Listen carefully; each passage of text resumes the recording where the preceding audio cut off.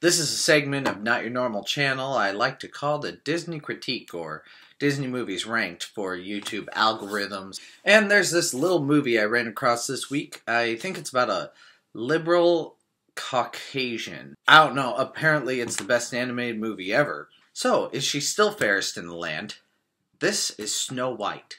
Something to keep in mind, I am reviewing these movies as though they were released today. How well do I think they would hold up in our current cultural context? Just because I don't love everything about a movie doesn't make it bad or even mean that I don't like it. It is possible to love a movie and still see some flaws in it. Storyline. We read. Walt, show, don't tell. And certainly don't make me read. The mirror reveals that Snow White is the most beautiful. Really, I'm all about beauty in the eye of the beholder, but she looks like a potato in a wig. Snow White needs a prince. Duh. Prince is introduced. That's the prince. How old is he? Does he even have a face? And how old is his voice? Now that I've found you. The face of an 8-year-old on a 15-year-old body with a 40-year-old voice. What was up with the culture that birthed this thing?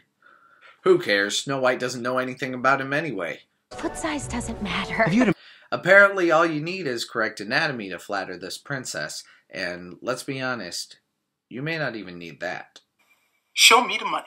Let's look at. Queen hates Snow White and plans for her murder. Obviously, she hates her because she's beautiful. Snow White runs. Why is she not afraid of the animals? She's afraid of everything else in this forest. And I have met some pretty evil squirrels. Snow White apologizes for being afraid of everything. I'm awfully sorry. Snow White finds a house and cleans it.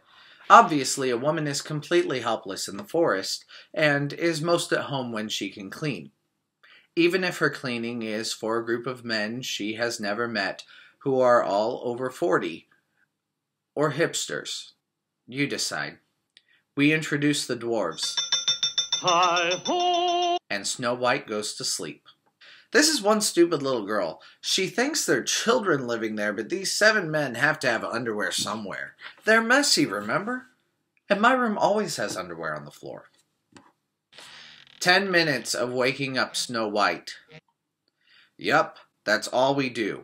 Snow White wakes up. Now don't tell me who you are. Let me guess. 10 minutes more of filler.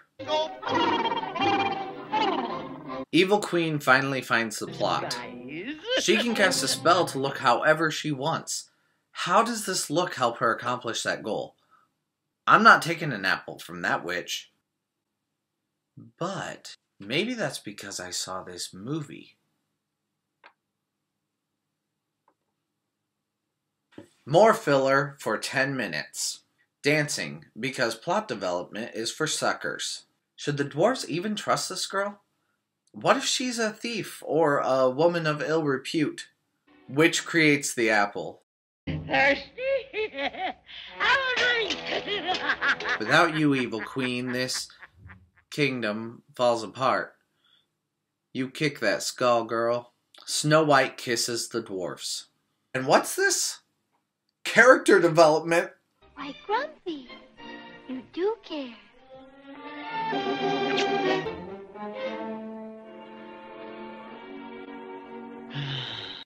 That's exactly what happens to me every time my fiance gives me a kiss. Scariest scene ever made. Tension builds to eating the apple. Snow White dies. We read, again, the funeral could be used to desensitize Nazis. If you make it through this scene without a tear in your eye, you might be a monster. Just saying, it's possible. Snow White is inexplicably kissed. And Snow White ascends to the clouds with Prince Charming. So what? This is their wedding night? Or they're living in sin? Or is she still dead? Why does she leave the creepy old men that she now trusts only to go with the creepy young man who doesn't know how to make an entrance without scaring the crap out of somebody? Does this make sense? Anyone? Anyone?